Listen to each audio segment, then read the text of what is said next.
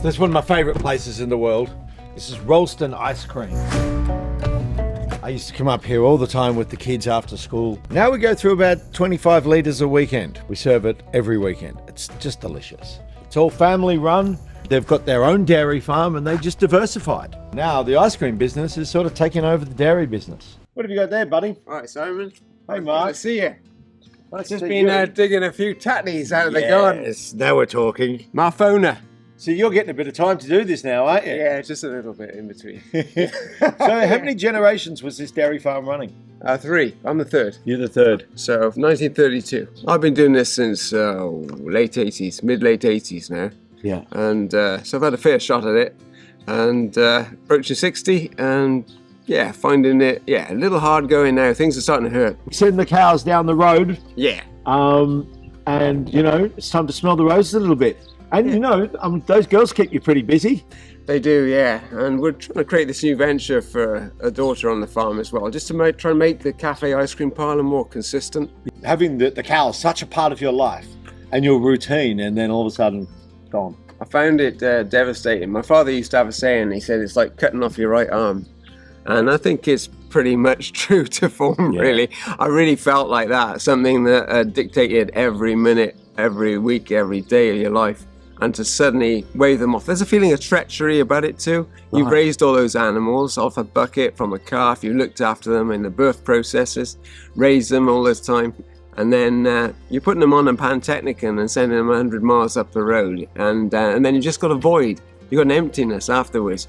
6 months after, start to feel better. But it took quite a time to get on the straight and narrow. Nice to have you back, buddy. Cheers. Cheers, Simon. Favourite flavour? Mascarpone and pecans. Yeah. I really like the indulgent stuff.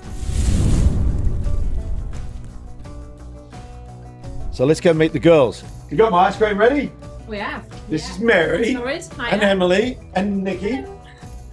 Keeping it all in the family here at Rowlestone Family Ice Cream. It is, definitely. How long have you guys been open here? 18 years. 18 years. So you guys are a bit like us. You've just popped up in the middle of nowhere. Build it, they will come.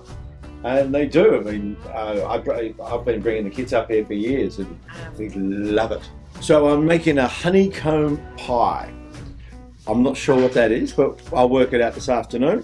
But basically it's just going to be like cream cheese and some caramel and some honey, and we whip it all up and put some meringue through it, and then crunch up some honeycomb, drop it on the top, and then served with your beautiful vanilla ice cream. Better be good because we're coming tonight. Yes, I know.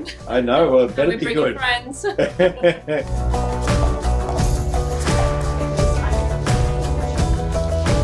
Thanks, Em. That was delicious. I got to see how my favourite ice cream is made. The kids aren't getting any of this. It's just mine. This is the Simon tub. Now, we've got a lot of people in tonight, so let's load up on some vanilla. You're going to make a lot of people very happy tonight, Em. Good. Excited.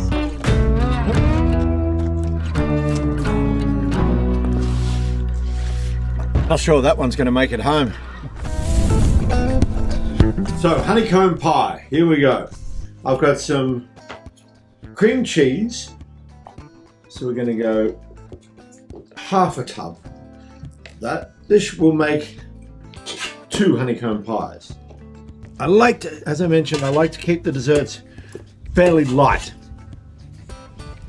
And this is great. With the Rowlestone ice cream, beautiful. We're going to drop some honey in here.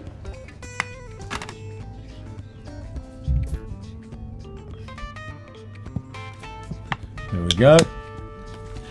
And I'm going to cheat a little bit. And I'm going to drop a can of this caramel. That's going to give it that butterscotchy texture. Little head start. I love this mixer. I do. It's got scales. Not that I ever use scales, but it actually got scales on it. And you can heat it up so it can melt chocolate in the bowl. 2 things that I never use. So nice and whipped. That's pretty good already, as you can see.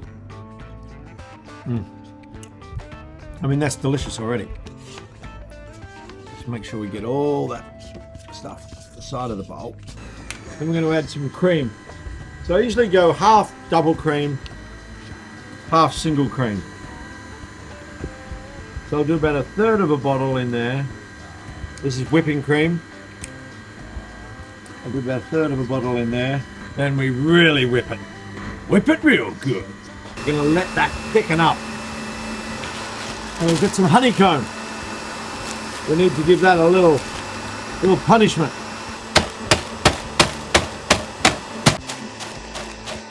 That's sort of the consistency I'm looking for.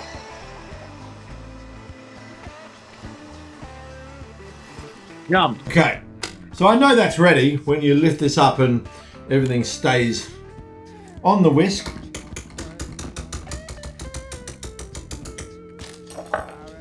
Now another little special secret that I have.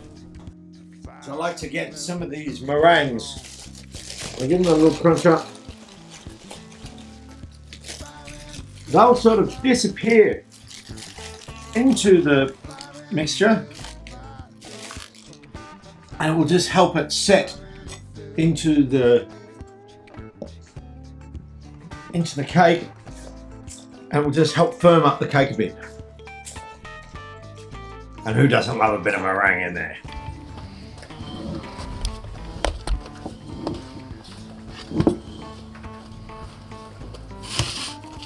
We just push it to the sides.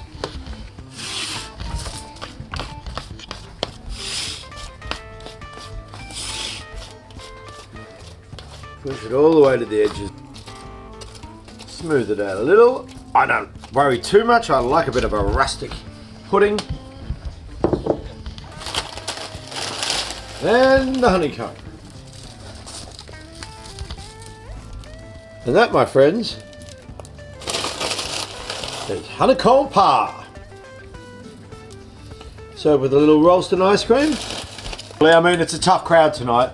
We've got Mary and Mark, the ice cream makers. I think they'll be happy with this.